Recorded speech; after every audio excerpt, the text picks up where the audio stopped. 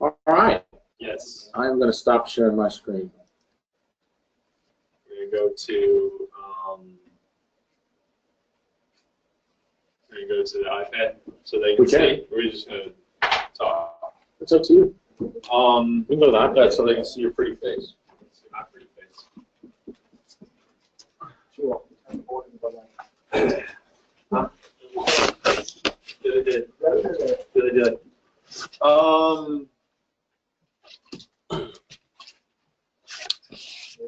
Everybody was here last week where we did plate conferences except for Ben and Casey, right?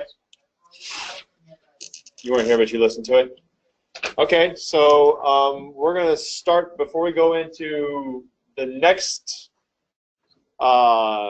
mechanics, runners R1 and R3, we're going to have a little plate conference up here. Okay? Do I have 2 volunteers? If not, I'll choose to. Not you, Marcus. Marcus. All right. Take Kaylin. Kaylin's going to be the base umpire. Yep. Nice. You'll make her the base umpire. John, you're going to be the plate umpire. Okay? I want Chris and Kyle to be coaches. Nothing like getting induced right off the bat. So we're gonna do it right here. That's the field. Kaylin, yep. Kaylin, if you weren't on, you were watching but not, or listening but not watching. Right. So the base umpire stands opposite the umpire. Okay. You're home or away. Okay. Kaylin, just take a couple steps. Sorry. There you go. There you go. What's Dougie up to you? Home team. I'm home team. Apparently we have a script. Oh, we do? Y'all done. For instructional purposes, line of cards are legal and correct. I did not put this person here. Just. All right, John. Hey, how you doing? Okay. What are you doing? How you doing, John? Chris. Nice to meet you. Chris. Oh, John. John. Nice to meet you. I'm home team. Home team. Nice to meet you. Yeah. So,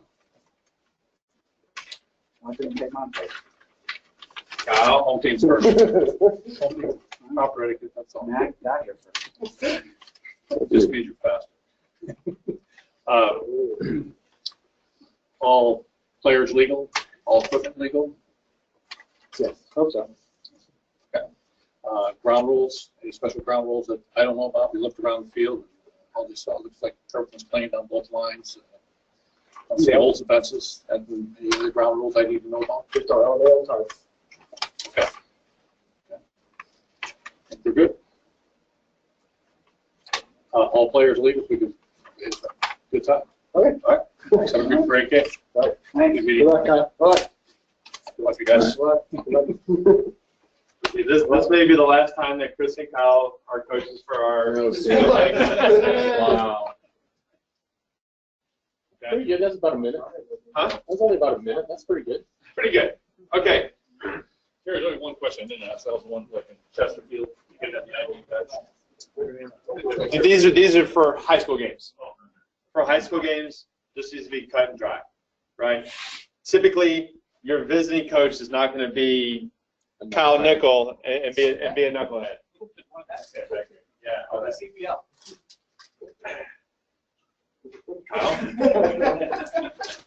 Good point. Let's move on.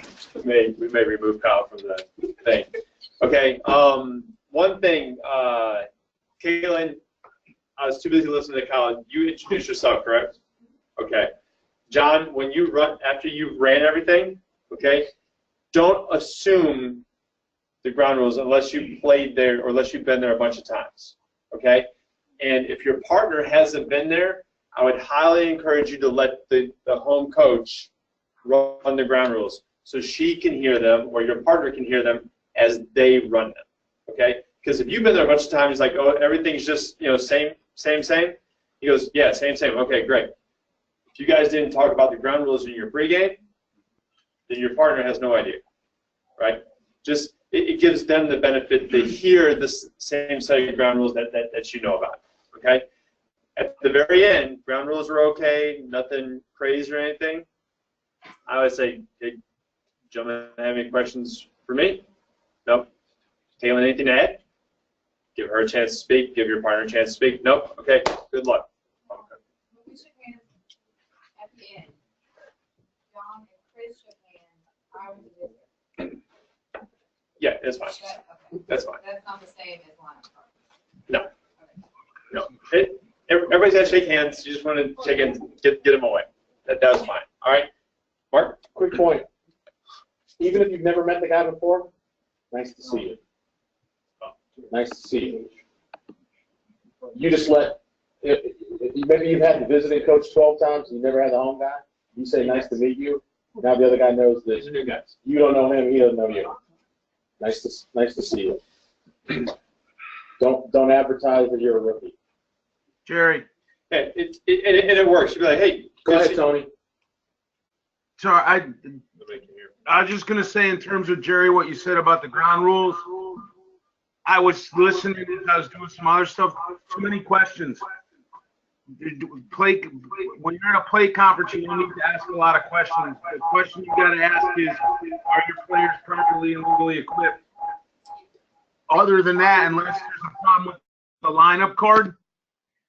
a problem with the lineup card, you don't need to ask the guy any more questions. So don't ask if there's peculiar ground rules, if there's anything like that. I think Jerry I let you go a little bit, Jerry, talk about the ground rules, but don't ask questions like that. Just there's those simple questions.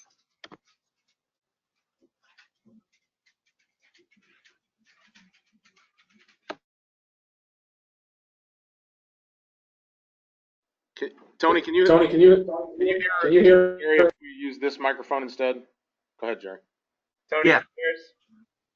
Yeah. Okay. Yeah, there's bad feedback on that. Yeah, this is easier to mute. Okay. Okay. Huh? We went over that last week. Confirming it, I thought. You just didn't bring it up. What? There was something else. Nice to see you. Was something else. If you're going to do the ground rules, if you and your partner have been there a bunch of times and you're going to do the ground rules, and that's okay if you do, okay? Stick to ground rules. Is a hole in the fence a ground rule? No, it's a book rule. If the ball bounces over the side fence and it hits a golfer in the head because there's a golf course out there in the left hand, it doesn't matter. Ground rules. Ballpark's enclosed. Can't elevate on the tarp. Top step of the dugout's live. Top step of the dugout's dead. Whatever that is. The pole next to the dugout is live. The net is the wire over the top of third base, the wire in left field, the wire in wherever. Talk about ground rules. Are you talking about like a wire that's coming? We have a few fields around here that there's wires like across above home plate, speaker wires. They'll be in the field of play. Yeah. I mean, they will cut right across the field of play. Trees hanging over fences. Yep. Determine whether or not those are live or dead ball. Okay. Trees over fences, wires, anything crazy like that, you need to make sure everybody's on the same page. Goal post in the outfield. Yes, there's a goal. Light poles in the outfield. Yes. There's yeah. Oh, 95. We have some unique locations. Okay. Any questions about any of that?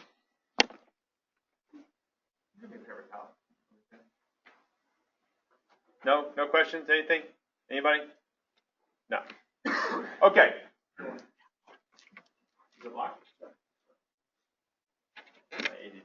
Tony, if I unplug this, do you hear feedback? Can you hear feedback, Tony? Tony? I'm going to go with no. Tony? Okay, so last week we went through R1 and R1 only, correct? Mm-hmm. Yes. Okay, so as a review, we're going to go through going to go through R1 and R3, which is pretty much, in a lot of ways, very, very similar. I'll endeavor not to mess this up too bad because Tony's listening.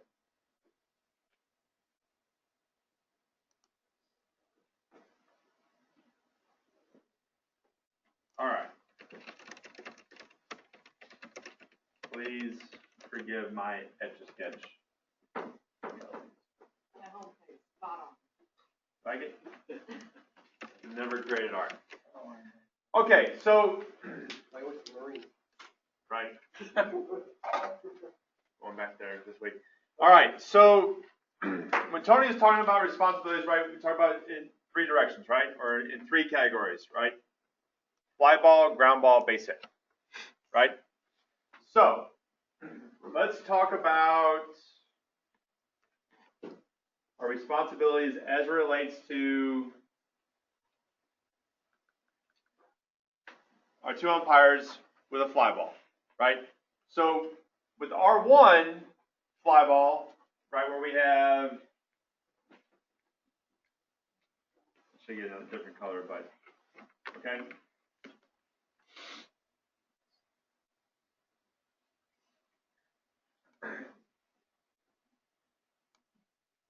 That pretty much represents the coverage, the fly ball coverage for the base umpire, right? He's going to have these fielders in these directions, right?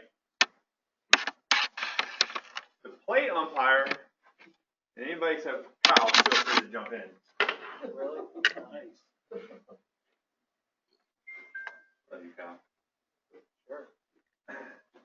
The plate umpire is going to be responsible for the fielders in these directions, right? Why is that? Anybody remember from what we talked about last week with R1 only? Why do we generally divvy up these 2 fielders for the line, the plate umpire, and the base umpire having the responsibility for catch, no catch, and what we call the big V? Plate umpire already has the line for a fair foul call, so there's no need to have 2 people splitting that responsibility. Right. So if you're going to have fair foul, you're probably also going to have catch, no catch on the line too, right? Okay. And this doesn't mean that as the fielder drifts casually that way, right?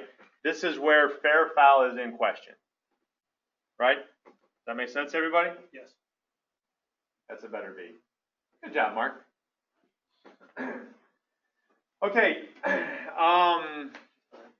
So I mean, that also gets us to a little bit of our priorities, right? Fair foul, catch, no catch, stuff like that. When the ball goes up into this area, what kind of communication do we need to have? Is anybody accepting any different responsibility than what we already know is going on?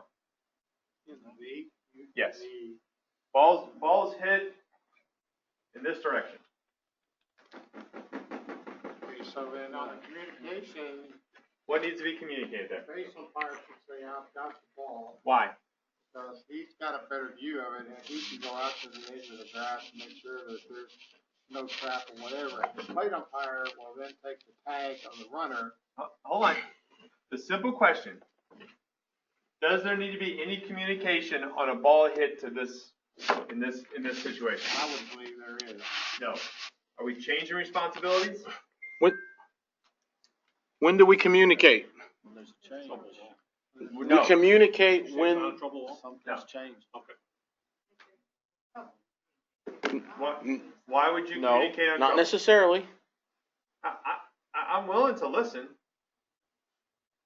I'm just asking the question. Why would you communicate in trouble? If the center fielder is coming straight in and going to dive, what kind of communication do you need to have? None, right? On a troubled ball, though, if the base umpire goes out, don't you say, He's not Okay, going out. but he's not. He's gonna. But think back when we had no runners. U1 starts behind first base, right? Who has all fly balls in that scenario? When the base guy's in A and nobody's on, who has all fly balls? The plate guy. So why do we communicate when there's trouble? Because we're changing responsibilities. That's why. That's when we communicate. When we are changing responsibilities is when we communicate. We don't communicate just to say, hey, the ball's hit over there. So you guys remember when Tony was giving the presentation last week, and we talked about, the base umpire would say, "That's mine." Shut up, knucklehead. I know it's yours. Of course, this ball's his. Who else is going to take the catch? Nobody, right? So the question I was trying to get you guys to think about was normal routine. Mechanics stay the same. Nobody's running anywhere different, right? There's no need for any communication, right? He's going to turn around and watch the catch. He's going to get in a position to possibly see a catch, okay? That's for a catch, okay? Running on first. R1, R3. Okay. So we have runners at first and third, okay? All right, so now the reason I wanted to get you guys going down that road is because there are pieces of communication in the next several mechanics parts that are very important, where we are going to change who is responsibility for what and where, okay? This fly ball out here, catch, R3's tagging. Who's responsible for the tag of R3 at third base? Plate guy. What does the plate umpire need to see almost simultaneously as the guy leaving third base? The catch or the touch of the ball, correct? So where's a good spot that he could be to possibly see that? Normally go about 20, 25 feet up the line, maybe to the edge of the coach's box where he can see. You want tag up of R3. You want him up here? Tag of R1. Well, not that far. Bring it back down a little bit. Well, Right in there. well, where's the coach's Hold on, box? hold on. So you want to run all the way up here to see the tag? If I see the tag, then I'm coming back to the plate just to make asking. sure he's tagging the plate. Okay, so I'm how? out there to So see you're gonna the run up actual here, tag. see the tag, and then run back here to see the touch of. Yes, that's what Yes? I do. is I transition back. Use your angle better. How far can you go to see the play? Or the next play is there. Only so far as the So next far as play the will play allow. Which So if basically you're would be about 15 feet from me. So if you're super fast, like Jerry or Chris or no, never mind, not Kyle. If you're super fast and you can get somewhere way out there, and if you can line up R3 tagging and then beat him to the plate and be in proper position, knock yourself out. But my old fat butt is going about, I don't know, about maybe to the edge of the dirt circle, maybe a little bit farther. I think that would be about what, about 10? Mark, Yeah. Jerry, Yeah. if that ball's to center field, where ideally, put an X on the board, where ideally, that ball's in center field, put an X ideally where you would line up the tag between R3 and the ball being hit. So a straight line, you could look right through it. Okay.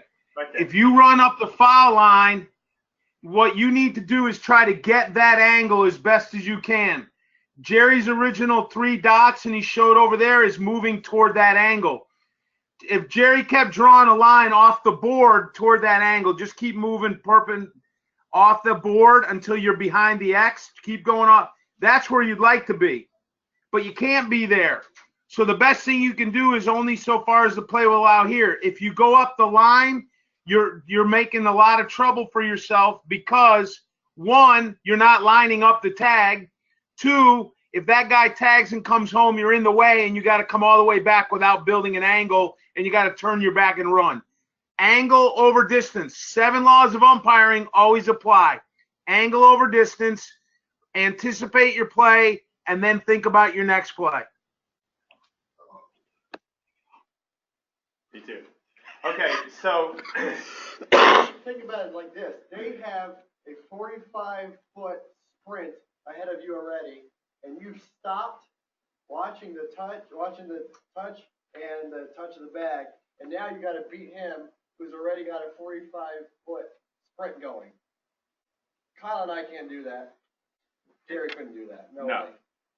I sure can't do that. On that foul line like that. So to go back what Tony was talking about, a long time ago, we used to sit through these presentation where there's these three little magic dots over here, and I still like them because that's about where I try to get. There's no need to prove you're a track star, right?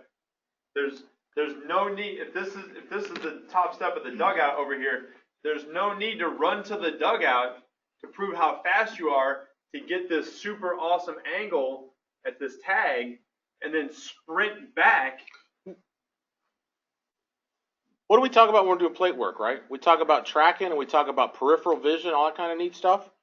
If that ball's hit to center field or to anything left of center field, how far really do you have to go to the left to see the third baseman, to see the R3 tag up and to see first contact of the ball in the outfield? How far do you really have to go? Couple steps, 3-4 steps, 5 steps, edge of the dirt circle-ish, somewhere in there. That's all the farther you have to go. Where you really have to work to get an angle is when that ball's hit way over to right field.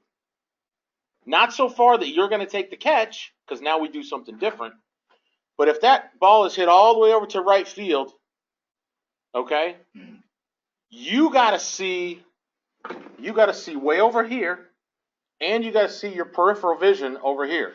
So you're going to have to come, like as Jerry's drawing those circles, you're going to have to come as far left as you can go, up, not really up the line, probably more towards the dugout-ish. But you're on the first base line, covering that line along with seeing. Why would I be on the first base line? No, I'm saying you're lined up with first base line, because if you have a ball that's going out to the right field, let's say, for example, you have a ball that's out of the V, you have a runner at third and a runner at first. Now you're gonna drop back over here toward possibly the left side of the dirt area where you can line up the fair foul line and also see that runner at third. Oh, hang on. Did you take responsibility for the catch? If it's coming over toward the fair foul line, yes. Okay, wait, hang on. Did the plate guy take responsibility for the catch in this scenario? In the first one? In this scenario right here. Well, he changed it. So if the ball, all right, so let's back up. If the ball's hit to right field, if it's a fly ball to the right field area, who's got the fly ball? Who's got the fly ball? If it's out of the V, then the plate Hang on, no. Doesn't matter where it is. Who's got the fly ball? Hang on. If it's a fly, think about it. We've talked about it. Fly ball. Who has all fly balls in the outfield? The base guy. Until what? Until the plate umpire. Until the plate guy assumes responsibility and says, Jerry, I got the line. Now a whole bunch of stuff different happens because as the plate guy, I've just taken responsibility for that. Okay? If I don't take the line, if I don't take the catch, we're back to this scenario. Okay? If I don't take it, who's got it? As far as that right fielder wants to go, if I don't take it, who's got the fly ball? Base guy. So who's got the tag up of R3? Who's got the tag up of R1? No, plate guy don't have the tag up of R1. I don't give a crap about the tag up of R1. I don't have that guy. That's what I thought you were going to go to. That's why I don't give a crap about being on the first base line. It's not my fair foul, and that runner's not mine. I don't care. The catch is his. The R1 is his. The only thing I got to do is help him with the catch and see R3. So I'm going to go towards the left side, the third base dugout. so that I can get the best angle that I can see of that guy over here, R3 over here, and that guy make a catch.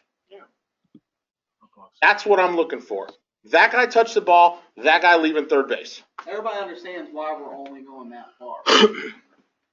We're not worried about you getting back to see a touch. We're worried about you getting back to make for a possible play. That's what this is all about. Yeah, only so far as your next play will allow. It's Only not rocket science. Tony just said, only so far as the next play allowed. If you, as a plate umpire, line yourself up on a line and that ball is threatening the line. Which one? Stop changing the scenario. That's not the scenario. Okay. all right. Because that's different. Because If you hold on, stop. Okay, forever and ever, if we're talking about scenario A and we move on to scenario B before we're done with scenario A, we are never going to finish scenario A. okay. I'm just saying everything. Okay, so hang Base got it. No, Stop trying to be right. no. Every fly ball hit when the base umpire's in the middle is the base umpire's until the plate umpire relieves him of that responsibility. The reason that we use the big V and the small V, the reason that we talk about that is simply as a guideline. Okay?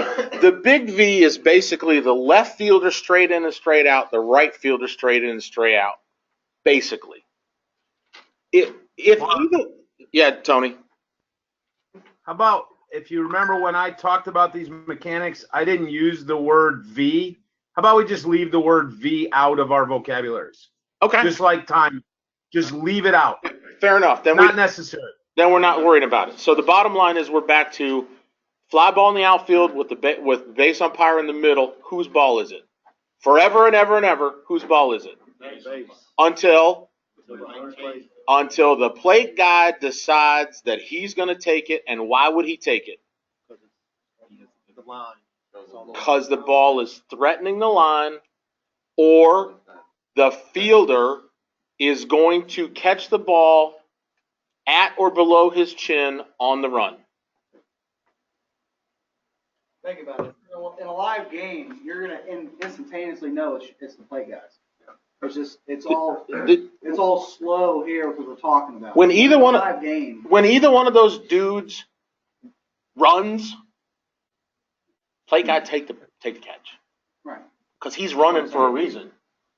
If he's just kind of going towards the line like this, what? Go. And that's why I said when we started, right? If the left or right fielder are drifting to the line, there's no real need for the plate guy to assume responsibility for that catch, right? If fair foul is in question, plate guy probably needs to take responsibility for that catch, right? Because he already has fair foul. Okay?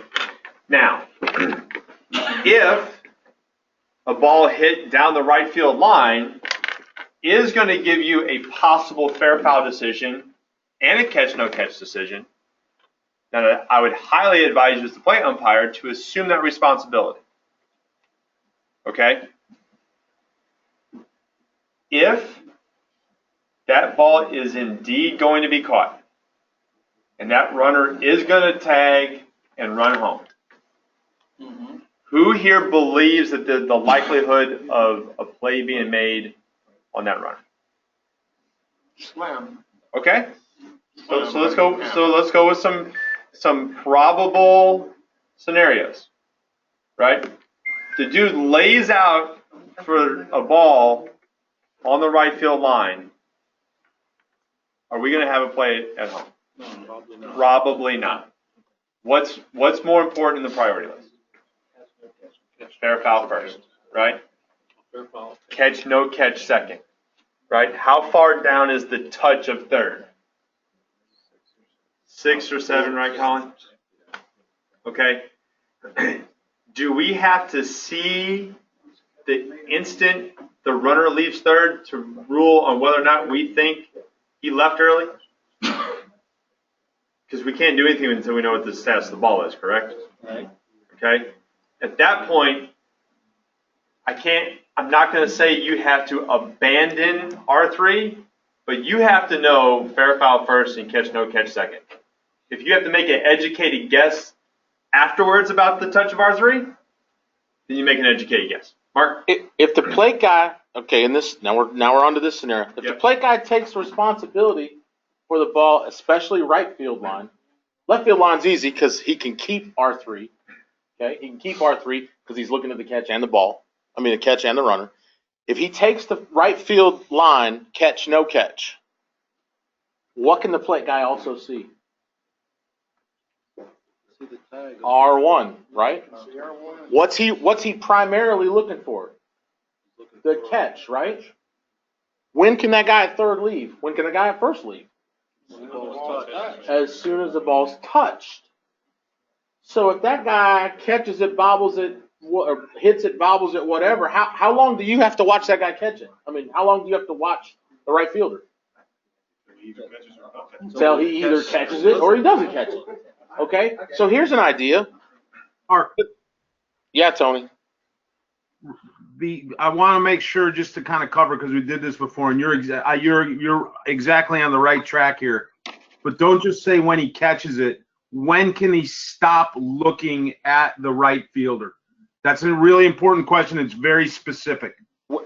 Okay, so when can he stop looking at the right fielder? And you said the right answer. When it's determined that it's a catch or a no catch. Okay? If it's a no catch, do we care about when R3 left? No. Okay. But you have. When is it a catch? You have to look. You're missing a really.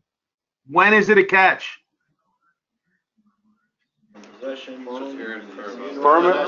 Rule number 2, whatever it is, 215. Firm and secure. There you go. That's the word I wanted. You cannot look away from that fielder until you see voluntary release. And then Mark's exactly right, and Jerry, and the same with I think Kyle said it. If that dude's somewhere close enough that it looks like he tagged, he tagged. You only have 2 umpires. Umpire in the order of your priority. If you ever look for a tag while the catch is still in process, you have violated a lot of umpire laws. Don't do that. There you go. All right. Any question about that so far? We killed that one. We're going to take a 5-minute break. We're going to take 5? All right. We're going to take 5. I'm going to pause the recording for you guys. Oh, yeah, never mind. I'll leave the webinar up. I'm going to pause the recording. All right. We're back recording again. Al's getting anxious out in webinar land. He says, "Let's go, boys." Call it out for what? There has to be a reason why. General stupidity? I don't know. That's what I'm saying. Take a left and a right. Left and a right. Okay. Go ahead and take my name, Chris. So it would appear that we have beat the fly ball to death. Questions about that? No.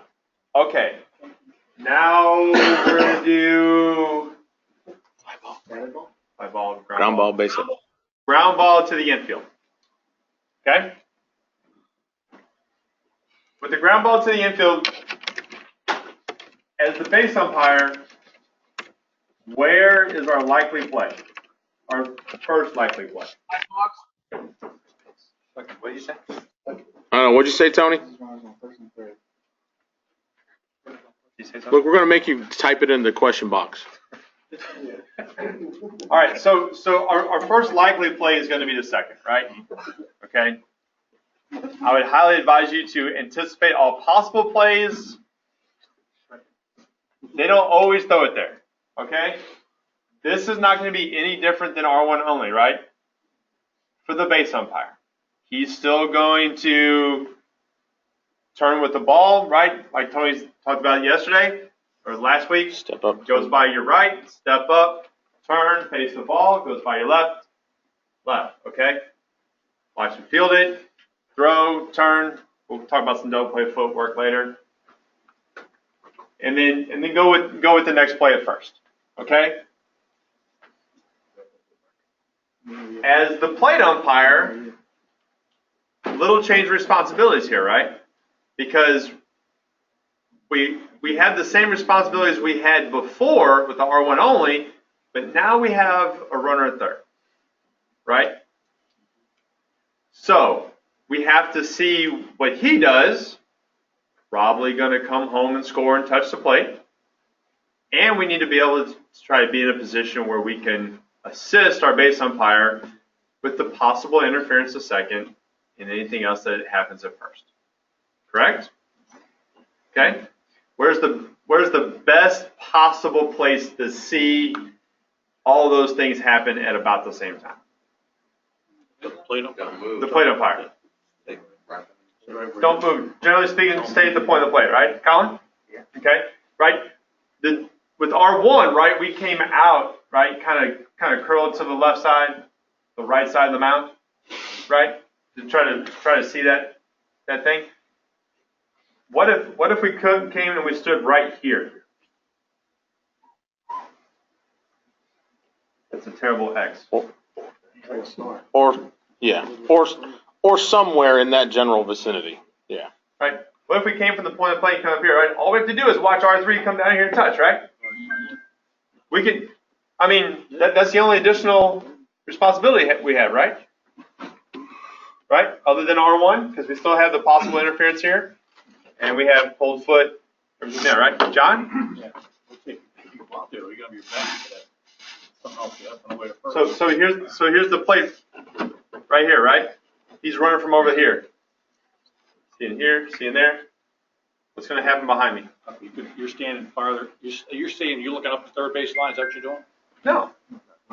No, you got to watch the ball, right, John? Yeah. Right? You can hear him touch the plate, right? Yeah, you can. Should be able to. Should be able to. Yeah. Yep. Right? So if you're standing right in this top left-handed batter's box, right, just off the top edge of the plate, and he runs by you, whoop, even if you had to turn with the play at first, say he's really slow and then he touches, you probably heard him touch, right? You're looking with your peripheral. You're watching a ball, but you're seeing him with the peripheral coming down. Sure.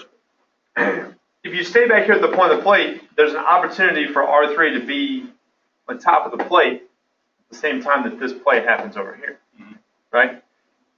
If you can, right, you don't ever want to let a runner or a fielder get in between you and what you need to rule on, right?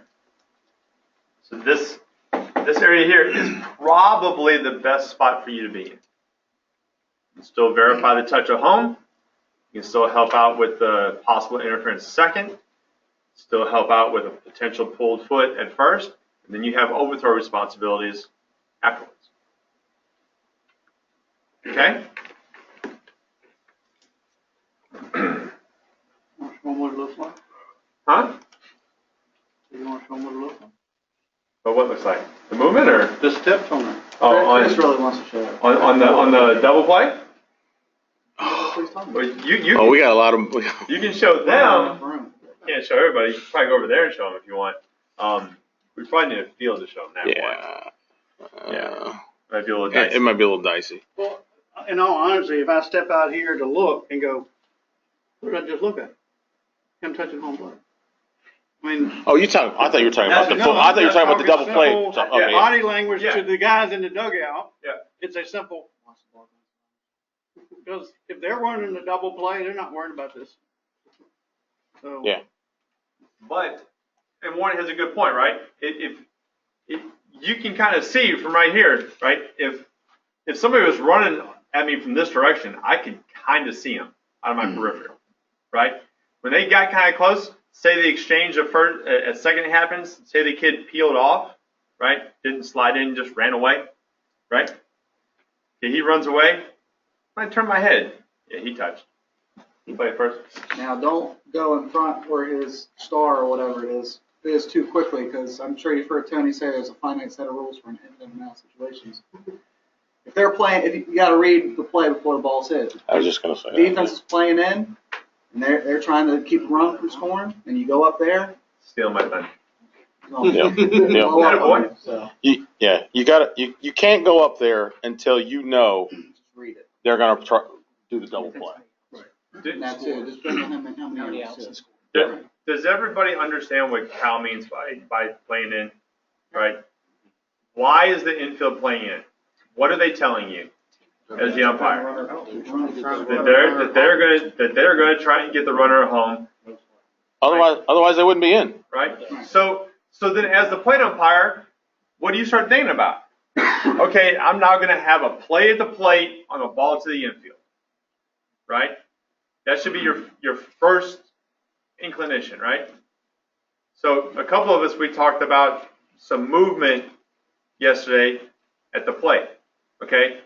If they're going to try and make a play at the plate on R3, that play is going to happen really quickly. Right? It's going to be a kind of got off subject a little bit, but it's going to be a dead race to that little front corner. Can't change scenarios. You never go back and finish the first one. You're right. Okay. Moving right along. Started. Okay. Tony started. Okay. Let me regain my train of thought. We will talk about plays at the plate Later. and because plays at the plate all have a common theme. Okay. So that's generally ground ball to the infield. Now we're going to talk about base hits. Okay? Base hit to the outfield. Batted ball to the outfield. The ball is hit to the shortstop and it goes through his legs, off of his foot. Is that still a batted ball or is that a ground ball to the infield? Batted ball. Okay? Batted ball. What does Tony like to say? If the baseball reaches the grass with no other impetus than the bat, it's a batted ball to the outfield. So unless somebody kicks, scoots, or throws the ball and it ends up in outfield, it's a batted ball to the outfield. All right. You can do this scenario probably 800 ways a Sunday. But for instructional purposes, this is going to be a ball hit to the gap. Okay? Ball hit to the gap. Batted ball to the gap. Okay? Erase. That stuff doesn't matter. Yeah, this stuff. Okay. So, batted ball to the outfield, runners are running, right? When we did R1 only, we talked about the plate umpire having the opportunity to take responsibility for play at third. Correct? Okay? Same thing here, right? Same thing. Except, what does he have to know probably before that play happens? That R3 touches home, right? So, R3 is running this way. Plate umpire is running this way. At some point around here, they're going to cross paths, right? You just need to take a little glance over your shoulder, see him touch the plate, right? You are still responsible for that touch, okay? Remember, we don't have catch no catch that we need to give an opinion on the outfield, right? Base hit. So as you're running, yep, he touched, right? So we're going to come up here to about the library, right?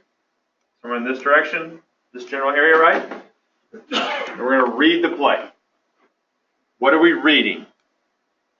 Whether or not R1 is going to be coming around to come third. And if the ball's coming, the ball. Bingo. Both. Ball. When do we make our move into here to accept responsibility for the play at third?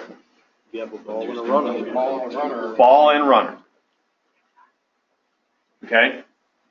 At what point of this scenario should you communicate with your base umpire to tell him, or not to tell him, at what point should you communicate to your base umpire?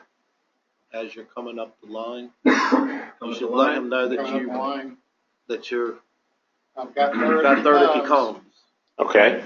So that's good. the first time. So, batted ball to the outfield. Oh, here we go. Jerry, I got third if he comes. Oh, I was a plate guy. Sorry. My bad. Mark, I got third if it comes. Okay, I'll just stand here then. He's just watching the ball, watching runners run, everything. Now we have this. We're up here. We're reading, right?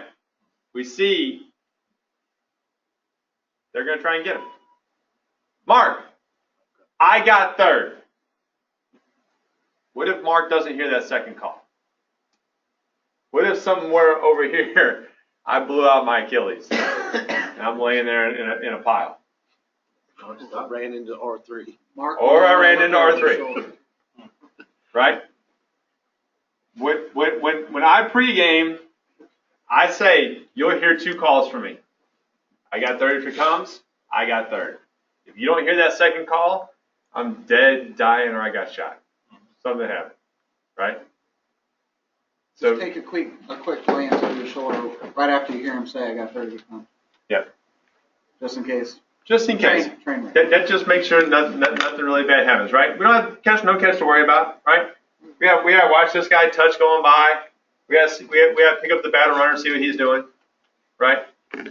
As the base guy, once he releases over here, and you know he's got the play over here, you need to be aware of where the battle runner is. We'll talk about the working area and the triangle theory and where to go and everything then. But you might take a step or two once you hear that towards first base.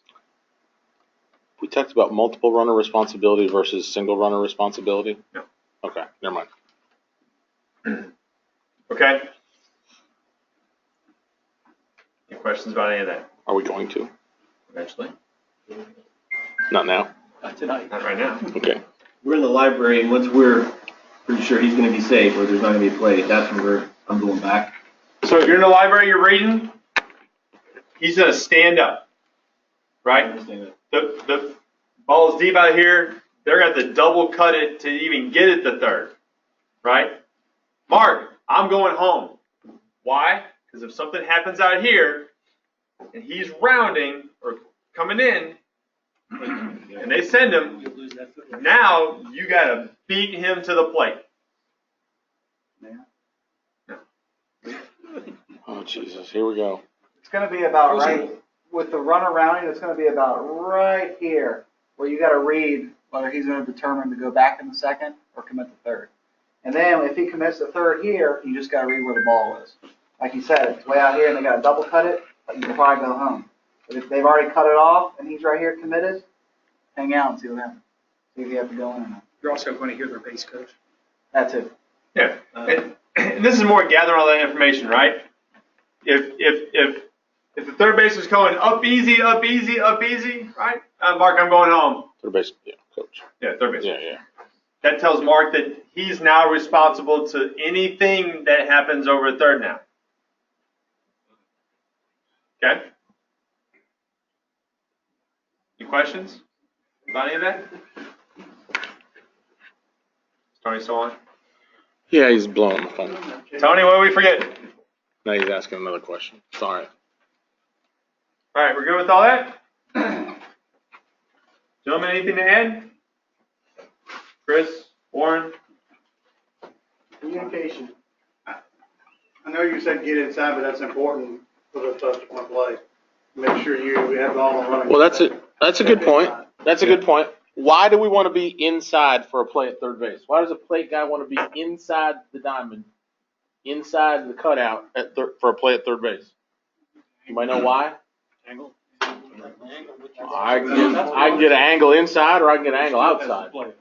It's the next play. You don't ever want the ball crossing over top of your head. Third back on the inside, coming back home, then try to cut across or come across in the foul territory, then cut back. You've got a straight shot coming back down on the inside where you can call it angle over distance. Since I generally would want to be on the outside for play at the plate, I'm going to say that's probably not the reason why. Why do we want to be on the inside? Take a look. What's your next play? Next play is at home. Next play is at home. Okay, but what's going to happen to cause that play to be at home? If you've gone up in there, you've said there's going to be a play at third base, right? You're going to have a ball and runner. So what's going to happen to then cause the runner to go home and then you have to go home too?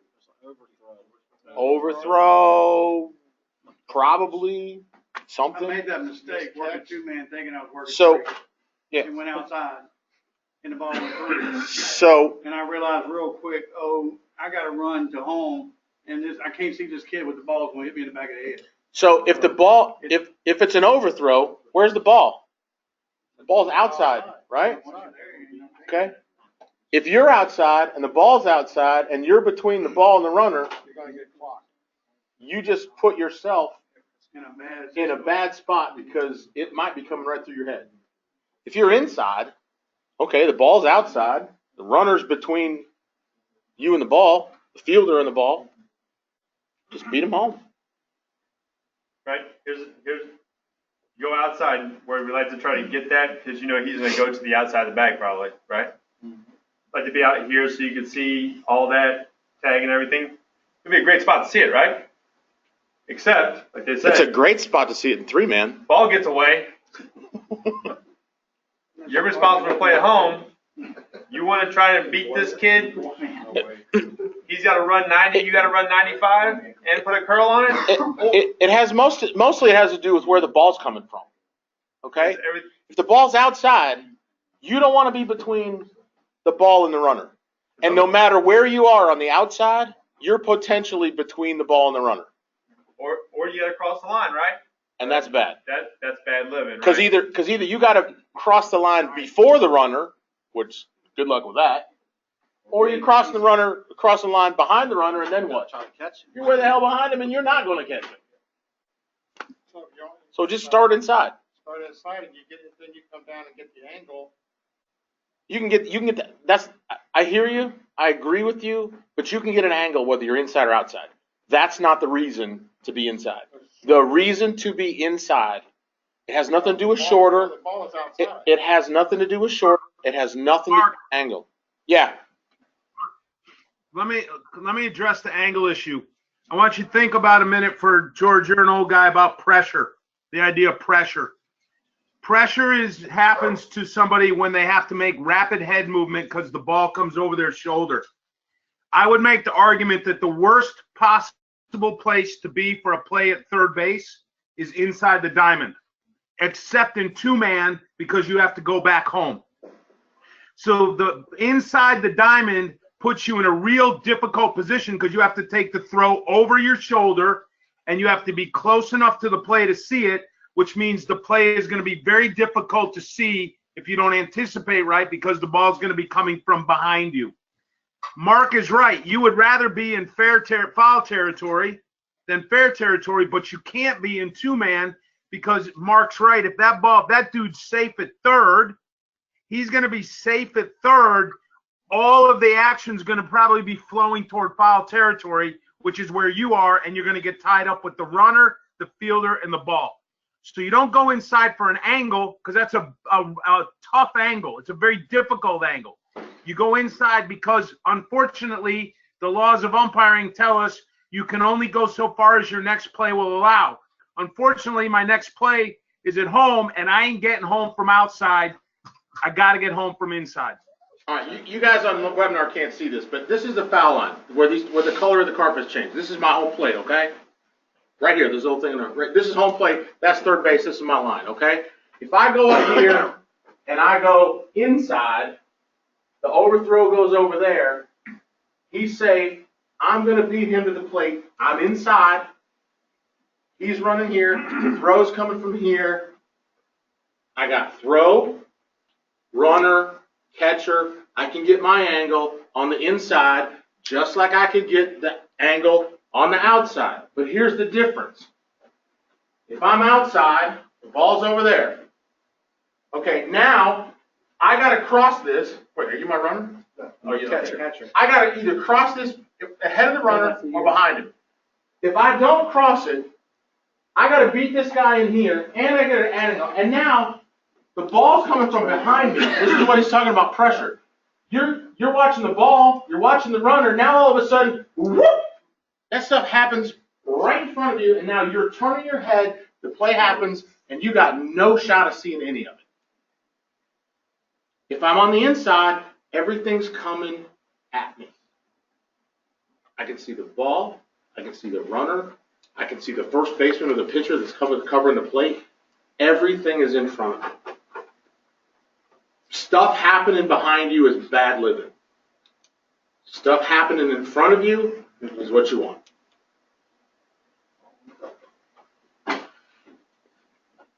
any questions about that? Tony, anything else to add? Sorry you missed my demonstration. It was beautiful. I was watching. I got it. You were hiding really well behind the board. 360. Okay, now we're going to move on to R2 only. We're going to endeavor to get through this in the next 35 minutes and not run over. Okay, so back to fly ball responsibility, right? I bet this is going to look like the other one. Fly ball to the outfield, right? Whose ball is it off the bat? Forever and ever. Until what? What are you doing? Second only is in C. Jackwagon. I think that was everything thrown away. Come on, Silvestri. No advanced mechanics. Okay, I'm sorry. I'll be over here for R2. Otherwise, I no left P position. how long you last. What's that, Tony? I said I'll let Felt know. We'll see how long he lasts. Yeah. All right. So, fly ball, same responsibilities as R1 and R1 and R1 R3 only, right? Same flat ball responsibilities anytime the dude's in the middle. All right. Anytime the dude's in the middle. Anytime, right? Okay. Ground ball. Hang on. Just some say. But a fly ball, the difference is here is Okay, correct. with R1, R3, the plate guy potential. I'm sorry. Never mind. Correct. No, yeah, I'm thinking of rotating. Never mind. That's what I meant to say. So the difference for the base umpire here, right, is he has the tag of R2, right? So as the base umpire, you need to position yourself not in a direct line, but in a pretty good advantage point where you can see the touch of the ball and the tag at the same time. Also understanding that you may have a subsequent play on an R2 into third, right? So you can't get so close to the base that you're standing right here looking at it like, man, this is great. I'm right here. And that ball is 400, and then runs, and then you're like, oh my God, and you gotta chase him, right? Again, angle over distance, right? If you know you have a play here, might be a good idea for the base umpire, maybe drop back a few steps to get a little deeper to see that tag, right? Because then, if they do try to make a play on R2 in the third, he has a whole lot less room to run. Get over here, right? Make sense? So what if that fly ball is a short? Yeah, we're talking about fly ball, right? Fly ball coverage. Yes. So what if that fly ball? Okay, so if it's deep, we're good. If that fly ball is shallow, don't care which side. If the fly ball is shallow and the center fielder and or right fielder are coming in, and it would otherwise be considered a trouble ball. Okay, we're not changing responsibilities on this quote-unquote trouble ball because ain't nobody going to take that except the guy in the middle. But if we got a fielder coming in on the run or two fielders converging, maybe even the second baseman or shortstop's going on that, we got a whole big mess out there. What does the base guy want to do? That's the catch. Got to see the catch. Good. But where do you want to go to see the catch? You want to look straight at that dude that's coming in from center field so that you're right in line with the ball going over your head and he's coming in right at you? No. You want to get an angle, right? So, if that catch is, so if that catch is going to happen where Jerry's got it drawn on the board, and you first of all, you got to try to make your best judgment as to who's going to catch the ball, who has the best chance of catching the ball. But what you want to see is, what you want to do is get an angle to where that ball is going to potentially either hit the glove or hit the ground. So if it's over on the right-hand side, where does the base guy want to go? Probably. Any ideas? Be on the right side, right? Second base. If I'm on the right side, the ball's on the right, and I go to the right side, what am I probably going to do? You're going to put yourself in a straight line. Right, coming in. So I probably want to go as far towards the dirt grass line on the between second and third base as I can get. I can't go outside. There you go. There you go.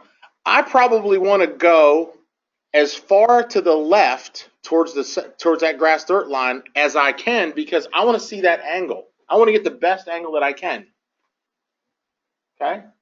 But you still got to stay ahead of R2 because you still got the tag.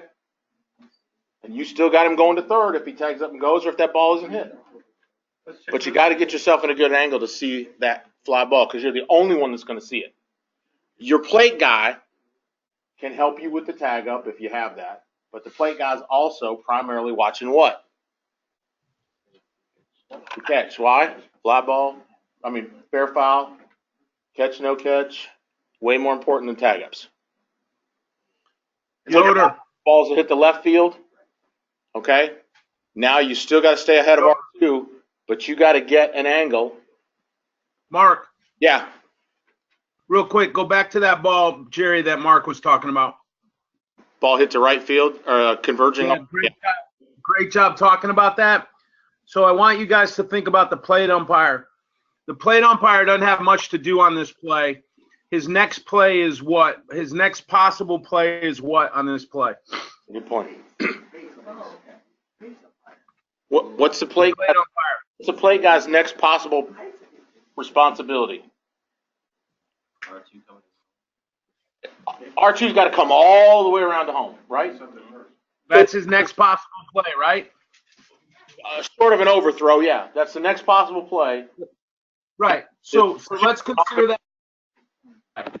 So if R2's got to come all the way around, that's 180 feet, right? Where can the plate guy go to help get a good look, help his base guy get a good look at that? Okay, if he goes out towards the mound, he's not any better than if he stays where he's at. He's just closer. Straight line. He hasn't gained angle, right? Angle over distance. He's gotten distance, but his angle still sucks. Left, Jerry, right. Go to the right. Go to the right. Why not go either? And you could actually go all the way up the foul line. You could go as far. You could go as far as you think you could get back to be able to see anywhere in that area, so that you can have an angle to see. Because you have to be able to. You want to see. Jerry, if you draw a red line between the arrows coming from the right fielder and the second baseman into that hole, right? Yeah, right in that V right there, in between the left fielder, right fielder, and the second baseman. That right there. Boy, if the umpire could go and have an angle in to see that, that would be great. So somewhere there, don't be afraid to come out and help on that because you might have a better chance at seeing that hit the ground than the base umpire will. Yep. You wouldn't take responsibility though. No. You're not taking. You're not taking responsibility. You're just helping get a good look at that because you got at least, if not 3 or 4 guys going at that, and the poor base guy's in the middle. The ball's coming down. He's got bleep holes and elbows all going to the ball, and oh, by the way, the runner's over there. He's responsible for that too. Ladies and gentlemen, remember, where is catch, no catch in relationship to the leave early responsibility on R2? Way more important, right? Forever and ever, 2 umpires, 2 opinions on every catch, no catch in the outfield. I don't care if it's a can of corn. Every catch, no catch, you have an opinion on. Every one. From now to the end of your umpiring career, okay? If you strictly umpire in the order of priorities, you're going to keep yourself out of a world of trouble.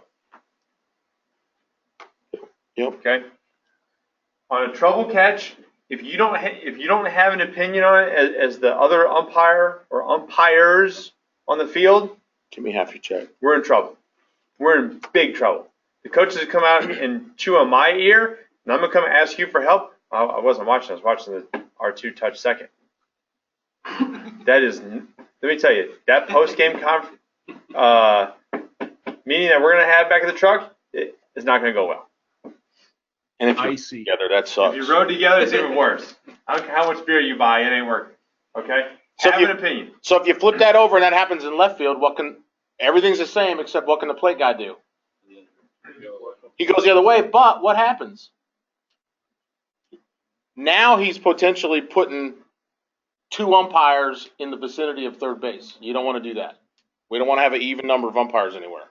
But he can still go up the line, still have an opinion, do the same thing. You just gotta be careful not to go too far, right? Because then if something happens out here and R2 runs and there's a play and the base umpire's got to run over here and you're already up here somewhere, Yeah. you better run away. Yeah. Okay? Point is, you just have an opinion. Get up there, get a good look, have an opinion. Help your partner out. Where I thought Mark was going before was sometimes if you have these fielders coming in, diving straight at you, it's really, really hard sometimes to see him, especially if you move over this way a little bit. I've made that mistake before. I moved that way to see, say they're coming this direction. If I was the plate umpire and I saw those 2 guys diving like that, I might come a step this way and tell Mark, I got your tag because everything's in front of me. I can still see part of the catch, but if he's trying to bear down on this diving catch, hey, I got responsibility for your tag. Don't worry. I might tell him with the ball in the air, right? Yeah. Just remember though, if you do that, if Jerry tells me he's got his tag, that's great. I'm still going to help him with the catch, no catch. Correct. Right. I mean, I'm watching, but hey, don't worry about the tag of R2. I got him. Yeah. We'll let you go. All right. Yeah, Chris makes a good point. But yeah, people are asking. Yeah. All right. There's that. We beat Okay. that one up. Fly ball. That's it. Ground ball. What do you think's going to happen with a ground ball to the infield? One likely going first. Probably going to check the runner go to first, right? Those of us who played baseball and know everything, right? Yep. Ball hit to the right side, runner's probably just going to advance to third, right? Ball hits to the left side, they're going to check the runner and then go, right? As the base umpire, right, you need to try to get this direction to be credible, but you also have to play back to third. So you can only go as far to first as you can to get back for the play at third. See so? No, but Jerry's point is right. If the ball's hit the second baseman, dude's going to third. Who's going to Okay? third? Get to the first base side of the mound, render your safe out. You're not going to have a play at third. Okay? You're not going to have a play at third. But if the ball's hit to the shortstop, Hold your ground. first of all, don't go flying over there too quick because he's going to throw the ball through your head. Correct. Okay? You still want to get to the first base side of the mound to be credible, but if the ball's hit the left side, chances are a lot better you may have to bounce back to see a tag. Right. What's the umpire got in it? A great view. A great view. Right? He's not really going anywhere, right? He's got a runner scoring position. If something gets botched over here or something, right, you're going to have this guy bearing down and a plate to plate. You only have possible pulled foot, overthrow responsibility. He's probably Jerry. Yeah. Jerry, couple things real quick. You guys, just to add a little bit, and Chris or Kyle can probably demonstrate a little bit, just as simple. But if you're going to come across when that ball's hit to the second baseman and you come across to the first base side, and the guy is out at first, you need to bounce back and get your butt back on the other side of the field so that you're ready for a play at third base. And Jerry, anytime we have a ground ball in the infield and we have a runner in scoring position, let's put the plate umpire in the bottom of the left-hand batter's box. Yeah, that's what I was gonna say. The plate guy's probably gonna Put him in the bottom of the left-hand batter's box. is the same place. That, You understand more why later. Just bottom of the left-hand batter's box. Any questions about that? I only got this room going, right? So Chris is going to demonstrate real quick. Third base is that way, first base is this way. So I got R2 behind me. Where's it hit? Right side? Yeah.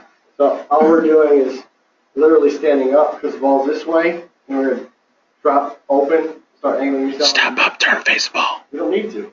Just get over to the other side. Like, because it's hit that way. So you're just running over there. So you stop, render your decision out, and then if the first baseman comes off hard off the bag, you know they're coming like this, so it might be a throw back. You can step out and then start running back towards third base.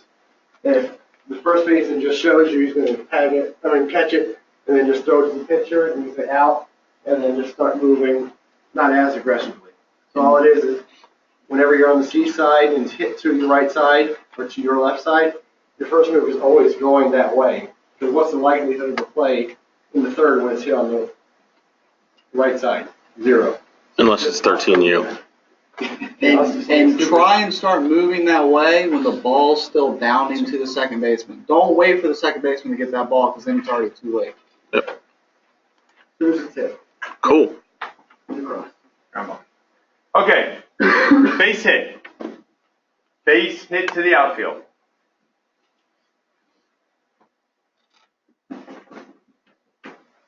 What do you think the base umpire is going to do?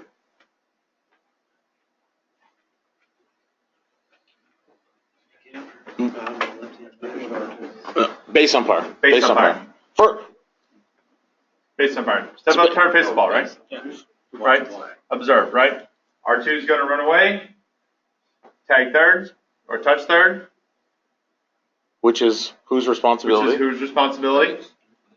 Plate guy. Plate Okay. umpire. So as a base guy, once R2 Commits goes to out third. of your peripheral vision, he gone. You go. Okay. What's base umpire's next possible responsibility?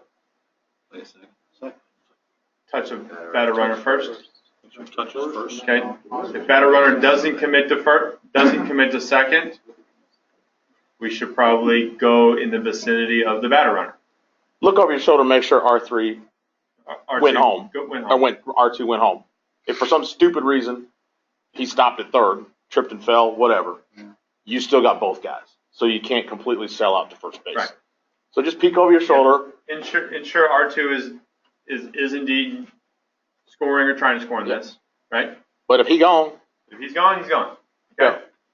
If he rounds and goes, then you're, as the base umpire, you're just going to come over here towards the B side, right? We're not encouraging going all the way to first, right? no, because Just get to the B if side. the throw goes home, the batter runner's Right. probably going to go to second. Right. So you still got to stay ahead of the batter runner. So, what responsibilities does the plate umpire have? We already covered one of them, right? Touch the third of R2, right? What's his next possible responsibility? Plate to plate, right? Some of us talked about some stuff yesterday. When this ball is hit, where should you go as the plate umpire initially? Where should your initial movement be? Huh? Right. Towards the left side. Point the plate. Don't move. Marcus, right? Don't. If the catcher moves out in front, you assume the point of the plate. For never and ever, the point of the plate is literally the point of the plate. Stand right there, right? Stand right there. Okay.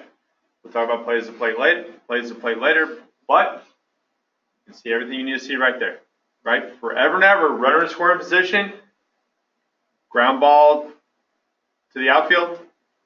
Step up. Step Point up of to play. the point of play, forever and ever. That's going to be your starting position for any subsequent play following that. Okay? do not, John, do not immediately go to the left-hand batter's box. There's no need. Okay? There's no need. Okay? Plate umpire, you're gonna be watching also obstruction. Instruction of who and where. R2 coming around third. Sure. You have that. You don't like that? Once in 10,000 games, you're gonna have that. Okay, so the general rule on that is whoever's touch it is, that is who is also responsible for any of that other crap. Interference, obstruction, blah, blah, blah, blah. But just remember, that's, way down the list. Right. 1 in 10,000 games, you're gonna see something. But you know what? You will see a third baseman that'll come and stand on the inside corner of the base to make that guy take a big wide turn. You'll see that every now and then. Sure. I was that third baseman. See? So we know. Look, why do they hire us? Why do they hire us? Well, why do they hire umpires? Because a little rat bastard will cheat. That's why. We were aggressive. We were bad. You're aggressively Hey, cheating. if you ain't cheating, you ain't trying. Right, Caitlin? All I right, like so the answer to that is yes. If it's your Yes. touch, you're going to see him touch, right? Who asked that? Man. You're gonna Mark, see him touch. Yeah, Tony. don't overthink this. You said it's a base hit. The ball's on the ground in the outfield. Right. Right. All you got to do, the plate umpire, is glance over there and watch and see what happens, because there's no catch to watch. So go down your list of responsibilities. Catch, no catch is all gone. What comes after catch, no catch? Interference, obstruction, and base touches. So what are you responsible for? You're responsible for R2 touching third. So guess what you should be watching for? Because we've already gone all the way down the priority list. Don't make this rocket science. Work down your list. And every time something can't happen, go to the next thing on the list. If the thing can happen, stay there on the list. If that thing can't happen, move to the next thing. There you go. Don't make it rocket science. Thank you, doctor. Hell, Nickel does it. And he's a phys ed teacher. Kinda.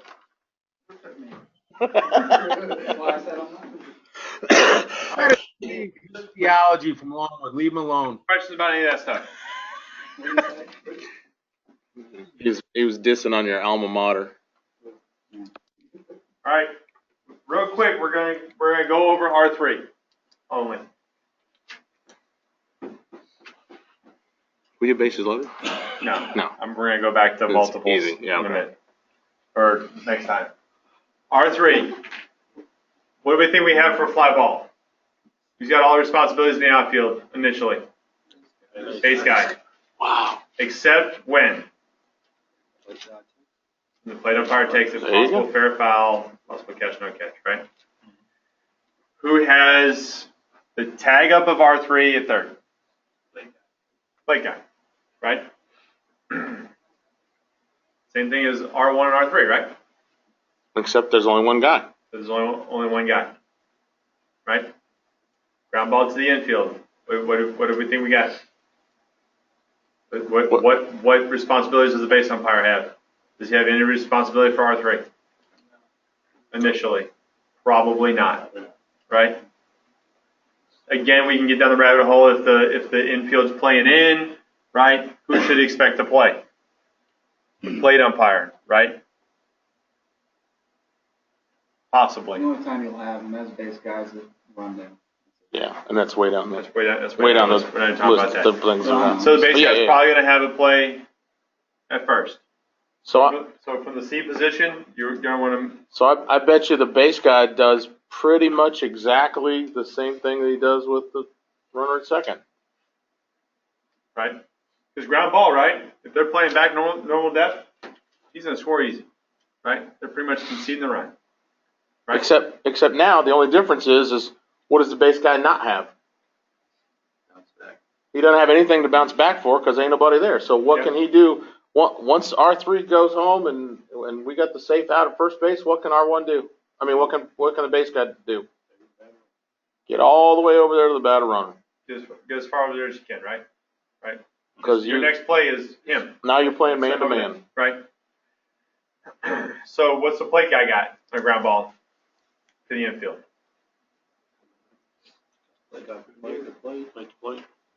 Well, probably only if they're playing Only in. if they're playing in, probably. Right? If they're playing in, if they're going to take the out at first and just concede the run, right? We have touch of R3 of the plate. What else does he have? Full foot. Same stuff at first base. Overthrow, right? So once he knows that there's not going to be a place to play at the plate, where should he go? How about that? Left-hand, How about that corner of the batter's box? Just like left-hand batter's box. we put him there for just about everything else. Base hit. Now we're going to go to the base hit to the outfield. What's the base umpire have? Anything to do with R3? Nope. No. He's got batter runner now, right? So now, just like ground ball, he can get to the right side of the diamond, right? Because he's going to have a play back into the batter runner if they so choose. They so try that, or batter runner advantage in second. Highly unlikely, right?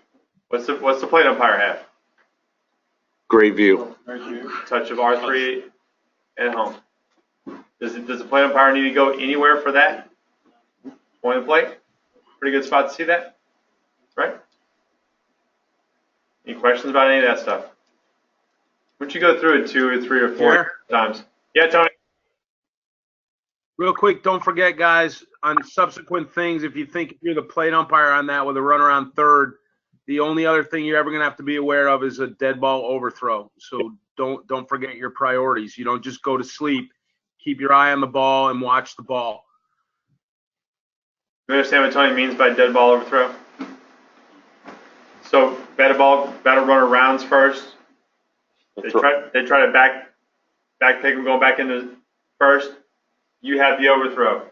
So if R3 touches, the ball comes this way, it might behoove you to go this direction with that ball coming back into first, right? Because you're more credible coming this direction than you are just camped out at the point of play, right? If R3's already scored, which he probably did, or even if he's scoring at the same time. And okay. Yeah. And Tony says, don't make it harder than it is. You're once that guy scores, once R3 scores, you got the whole play in front of you. You're going to know if they're coming up throwing hard back into first base. Get on up, first base dugout, get over there, and so you're close to the overthrow. If they're just throwing it to the second baseman, you don't have to go too far. Questions about anything? We got 8 minutes to do bases loaded, man. It can be done. First and second, and Oh, we can't do first and second. First and second's a little more truck. second. Second and third. Second and third's easier than bases loaded. Okay, there you go. Second, third. Yeah. Tony's right. How many of you think second, third is any different than second only or third only? Fly ball to the outfield. Not too much. What's the base umpire have? Got everything. Everything until what? Right? The only caveat that he has here, same thing he had with R2, he has the tag of R2. Right? Which is what he had when we had second only, right? What's the plate umpire have? Tag of R3. Which is what he had when we had R3 only, right? Right? Wow. Okay. Pretty cool. Ground ball. What's the likelihood that they're going to throw it to first? Pretty high unless they're playing in, right? Right? Right, check the runner at second, throw it over, So what's the base guy going to do? take a couple steps over. Just like what Chris towards did? First. And then bounce back. Once that guy's out, bounce back because the next play is at third base. Where's the plate guy going on a ground ball in the infield? What's that? Where's the plate guy going on a ground ball in the infield?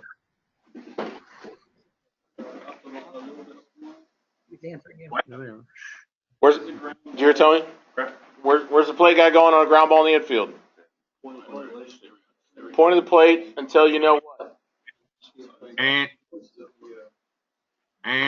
Point of the plate. Period. Left-hand batter. Left-hand batter's box. That's the right hand. Oh, it's the other side. Opposite. Got touch of R3 at home. Tell the fan club which side the left-hand batter's box is. Overthrow, or full foot overthrow, right? Hit. You just took a shot at me? Yes, he did. Sorry, Tracy. Base umpire have any responsibility with R2 or R3 with the base hit the outfield? Maybe ensuring that they do indeed round third and continue home, right? That might be about it. Batter runner touching first, right? So Good ball overthrow. move towards first base a little bit. What's the plate umpire have? Touch of R3 at the plate, touch of R2 at third, touch at R2 at the plate. And where should he go for particular touches? Point of the plate. nowhere. Stay right at the point of the plate. Right. What's the only other thing the plate guy has? Play at the plate on R2. It takes less than Dead ball overthrow. Dead ball overthrow. Send him a text Right. for a second. Who got it? He got it? Questions? Anything? 4 minutes, do I need to go over anything else? See? Piece of cake. I believe we have Rule 2 loaded for the second quiz. Oh, we do not. Oh, no, we do not. I sent it to him late today. We'll get it out. We'll get it out soon. Tomorrow, the next day, whatever. Depends on if we get. You can? Yeah, soon. Got 4 minutes. Well, just remember, so next week we don't have cage work. We're not here on Monday night because Saturday, hopefully everybody's planning on being at Tucker High School. That'll be the entire association, or at least all of them that come. And then Monday night are we doing Manchester? Yes. Yeah. Monday night at Manchester High School. If you don't know where that's at, just click the link in Arbiter and it'll pop up the map and take you right there. 6 o'clock at Manchester will be an association meeting, so there'll be a lot of people there. Do we get pizza in January? I think he does. We may get pizza. I don't know. I was gonna add something real quick. Ball's hitting the infield, you got a runner scoring, and the play's gonna be at first. You're gonna on the foul line here, but you can stay like on the point. That way, you're getting, like they talked about, you're getting the touch, and then you can adjust to the overthrow, but you're also gonna get your runner's lane violation. So, you know. Kyle, that's why I want you in the left-hand batter's box. Right there, then, like at the top of the left box? Yes. Bottom. Bottom? Well, then you're off the line. What do you need to see? You You don't have a fair foul call.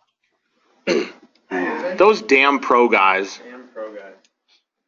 No, it's okay. Kyle's right about what you want to look at. We just want a slightly different position, and you'll learn why as we move forward.